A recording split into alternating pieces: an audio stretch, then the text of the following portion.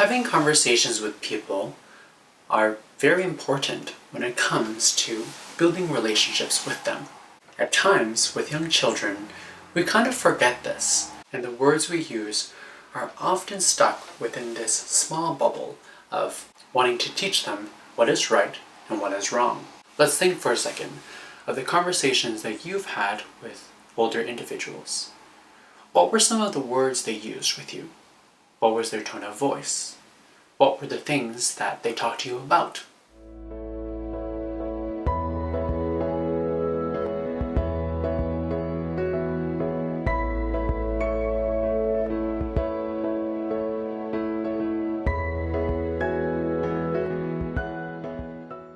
Picture this.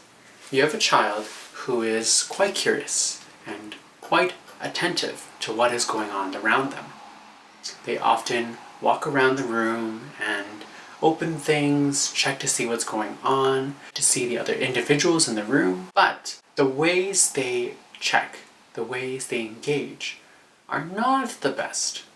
In that, they often cause either themselves harm or the other children harm. So much so that at the end of the day, it almost seems like all your conversations you're having with them are focused on these instances. You're saying things like, oh, please remember to walk, or that's not what that's for. Let's think for a second of what the impact of these words are on this child, and especially our relationship with them.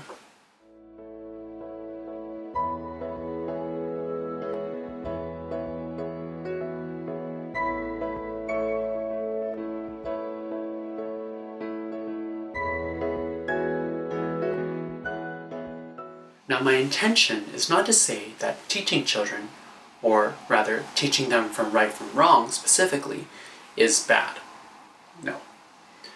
What I'm trying to get at is that when we speak with children, sometimes we can often just talk at them instead of talking with them. These types of interactions with children then sort of act as barriers in their conversations with you or other individuals. In the end, the child doesn't feel supported or valued, and you as an individual speaking with this child, or rather speaking at this child, doesn't feel good about your relationship either.